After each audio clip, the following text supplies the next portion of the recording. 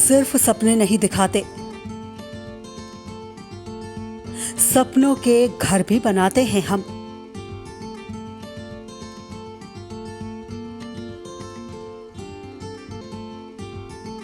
इरादे हो उड़ने के तो हौसलों को पंख लगाते हैं हम।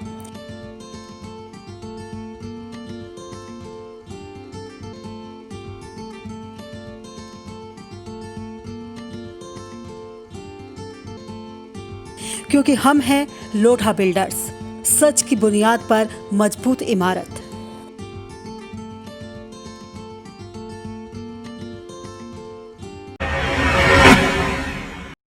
नमस्कार, स्वागत है आप सभी का इंडिया लाइव 24 में। आपके साथ मैं हूं राखी खंडूरी। हाजिर हूं तमाम खबरों के साथ। तो चलिए करते हैं खबरों की शुरुआत। छत्तीसगढ़ के वन कर्मचारियों ने अपनी 11 सूत्रीय मांगों को लेकर पूरे राज्य में आंदोलन छेड़ दिया है। इनकी 11 सूत्रीय मांगों में दूसरे राज्यों की तर्ज पर पदोन्नति और भत्ता समेत तमाम दूसरी मांगे शामिल हैं। संघ के प्रांतीय अध्यक्ष सतीश मिश्रा और प्रांतीय पदाधिकारी मूलचंद शर्मा के दिशा निर्देश में राज्य के विभिन्न वन मंडल और परिक्षेत्रों में कर्मचारियों ने काली पट्टी लगाकर विरोध प्रदर्शन किया और जमकर नारेबाजी भी की। हमारी मांगे पूरी करें। छत्तीसगढ़ वन कर्मचारी संघ जिंदाबाद जिंदाबाद। राजनांदगांव में भी संभागीय अध्यक्ष विनोद मिश्रा और जिला अध्यक्ष मनीष साहू के नेतृत्व में वन कर्मचारियों ने काली पट्टी लगाकर नारेबाजी की। संघ की ओर से प्रशासन को दिए पत्र में कहा गया है कि अगर उनकी मांगों पर गौर नहीं किया गया तो वो चरणबद्ध तरीके से आंदोलन करेंगे। इंडिया लाइव 24 के लिए राजनांदगांव से केएस ठाकुर की रिपोर्ट। एटा में जिला मजिस्ट्रेट सुखलाल भारती की अध्यक्षता में पुलिस लाइन में कानून और शांति व्यवस्था बैठक आयोजित की गई। डीएम सुखलाल भारती और एसएसपी सुनील कुमार सिंह ने बैठक में मौजूद प्रशासन और पुलिस अधिकारियों को संबोधित करते हुए कहा कि शासन द्वारा जनपदवार विभिन्न बिंदुओं पर विस्तार से समीक्षा की जा रही है।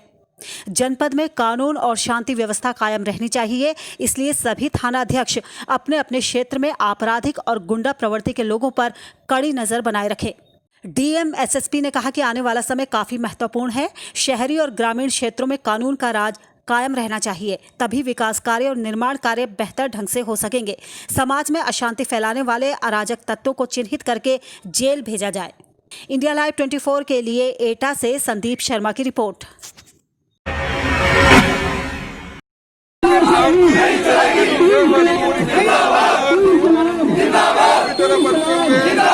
तीन अध्यादेशों के खिलाफ किसान, आड़ती, मुनीम सब सड़क पर हैं। उन्हें डर है कि अगर ये तीन अध्यादेश लागू हो गए तो अनाज मंडी खत्म हो जाएगी और इसका प्रभाव सब पर पड़ेगा।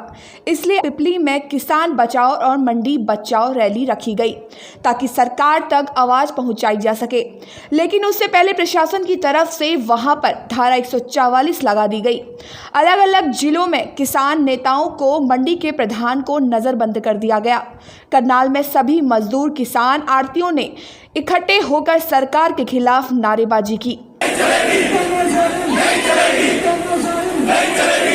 मौके पर पुलिस बल पहुंचा, गहमा गहमी हुई, जिसको देखकर और पुलिस बल बुलाना पड़ा। किसानों को पिपली जाने से रोका गया तो सभी ने अनाज मंडी में बैठकर धरना शुरू कर दिया। करनाल में हम यहाँ फैसला लेंगे, सारे इकट्ठे हुए हैं, हमें आगे नहीं जाने दिया जा रहा। हमारी गाड़ियों को पुलिस, बसें जो हमने मंगाई थी उनको पुलिस ने जब्त कर लिया है और हमारे साधनों को जब्त कर लिया है और धक्के से यहाँ जोर जबरदस्ती हो रही है, गिरफ्तारियां पुलिस करना चाह रही है और हम यहाँ से ही अपना आंदोलन शुरू रखेंगे। इसके लिए हमें बेशक इस शोक में हमें नीचे बैठे हैं, बेशक 13 दिनों तक बैठना पड़े, सरकार की तेरवी करके ही हम यहाँ से दम लेंगे और पिंडदान करने के लिए परसों हरिद्वार भी जाएंगे। जरूर, चाहे हमें पैदल जाना पड़े, किसान रैली को कामयाब बनाएंगे। क्या रैली है, किसके विरोध में है? 3 अध्यादेश के विरोध में रैली है जो इन्होंने धक्केशाही की है जिम्मेदार के साथ, आरती के साथ। उसके नहीं चला करती, इन्होंने हमारे प्रधान को गिरफ्तार कर, निंदनीय है। जो किसान यूनियन का जो प्रधान है उसके भी घर पे नोटिस चिपकाया, वो भी निंदनीय है। ये आज किसान की फसल कोड़ियों के भाव बिक रही है इन 3 अध्यादेश की वजह से।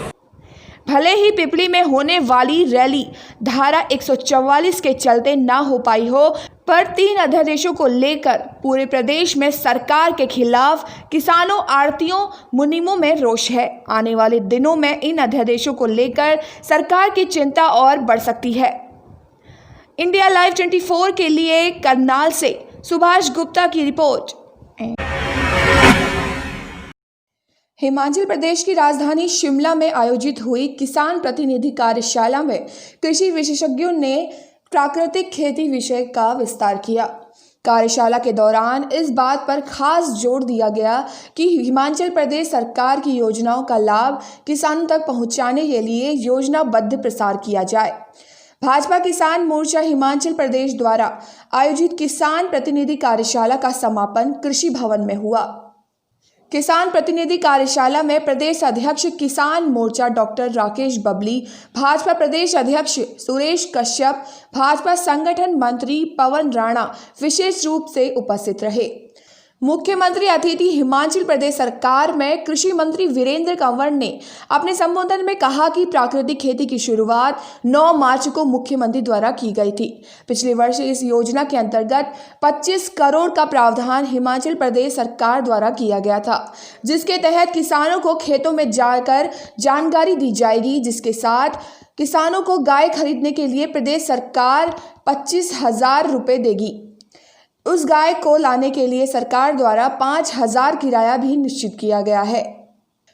भाजपा किसान मोर्चा हिमाचल प्रदेश के प्रदेश अध्यक्ष राकेश शर्मा बबली ने बताया कि किसानों को सरकारी योजनाओं का लाभ पहुंचाने के उद्देश्य से किसान मोर्चा के पदाधिकारी पूरे राज्य में किसानों को जागरूक करेंगे।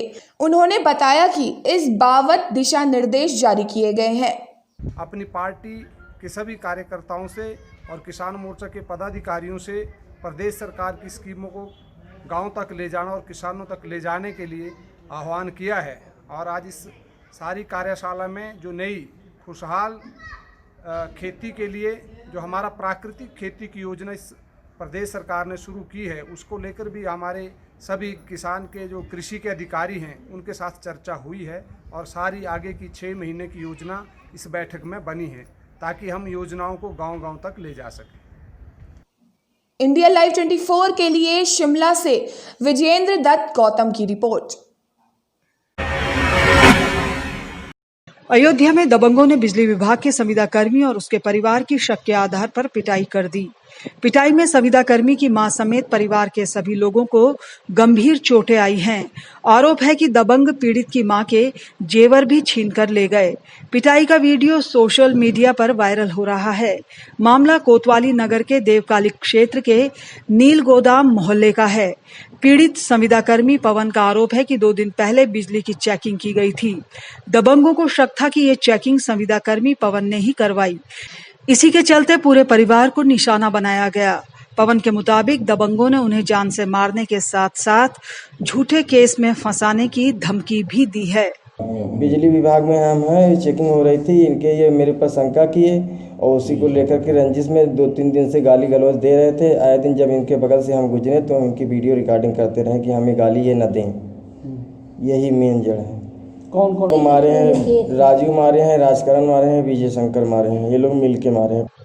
इंडिया लाइव 24 के लिए अयोध्या से ब्रजेश सैन की रिपोर्ट। और इसी के साथ यहाँ पर हम रुकेंगे बहुत ही छोटे से ब्रेक के लिए, जल्द हाजिर होंगे।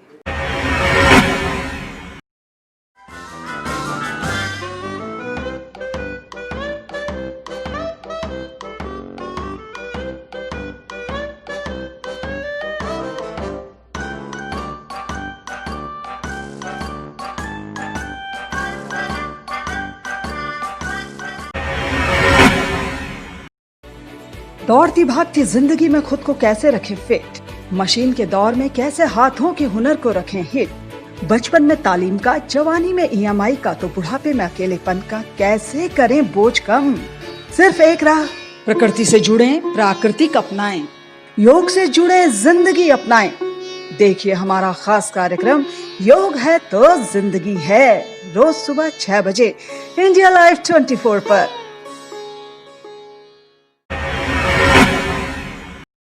ब्रेक के बाद आपका स्वागत है। तो चलिए बढ़ते हैं अगली खबर की ओर। झारखंड के गुमला में संपत्ति के विवाद के चलते एक पिता ने अपनी दूसरी पत्नी और दूसरे बेटे के साथ मिलकर अपने ही बेटे का कत्ल करा दिया। पूरा वाकया भरनो थाना क्षेत्र के मकरा गांव का है।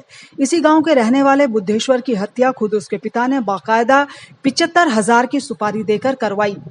घटना में शामिल पिता, सौतेली मां और सौतेला भाई समेत 5 आरोपी पुलिस की गिरफ्त में हैं, जबकि बाकियों की तलाश जारी है। बुद्धेश्वर का 5 सितंबर की रात को अपहरण हो गया था। पिता ने ही अपहरण के लिए इस्तेमाल की गई रस्सी मुहैया कराई थी। किडनैपर्स ने बुद्धेश्वर के दोनों हाथ बांधे और फिर गला दबाकर हत्या कर दी, जिसके बाद 2 बड़े-बड़े पत्थर बांधकर लाश को कुएं में फेंक दिया गया था।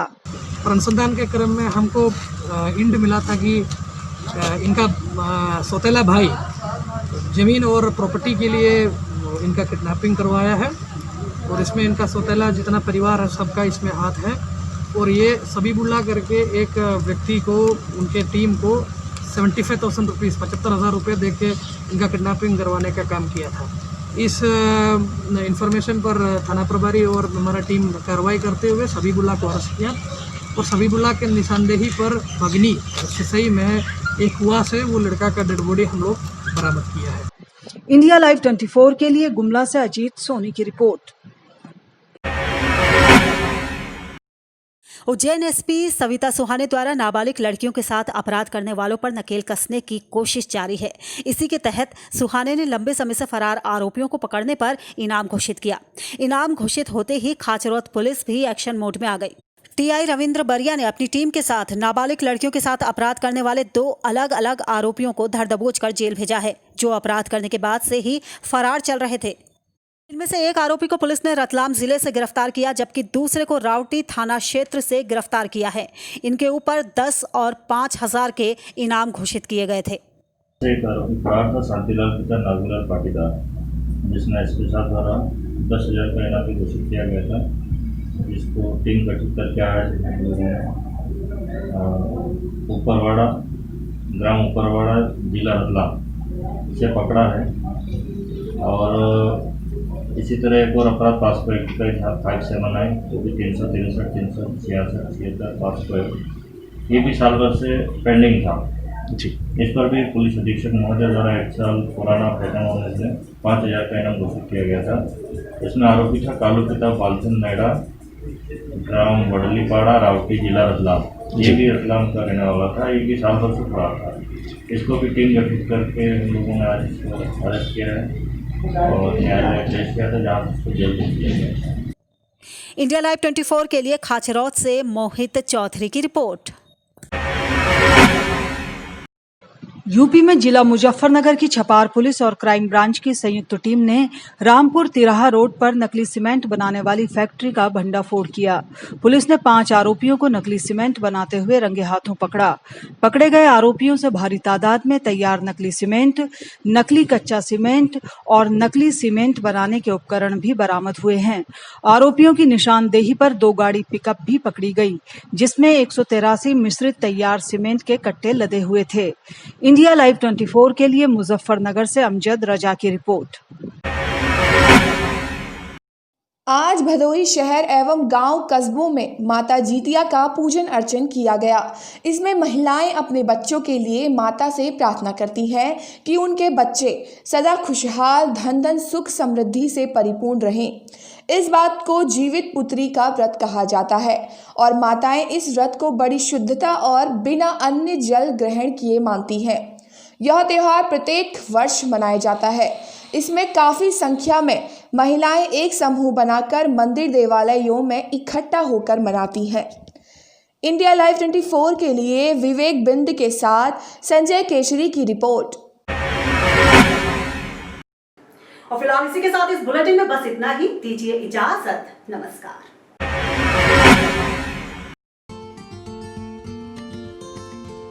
सिर्फ सपने नहीं दिखाते, सपनों के घर भी बनाते हैं हम।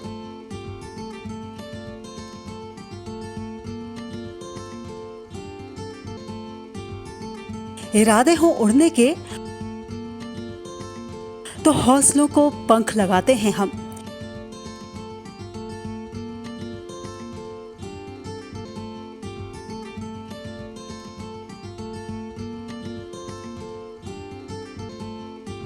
क्योंकि हम हैं लोढ़ा बिल्डर्स, सच की बुनियाद पर मजबूत इमारत।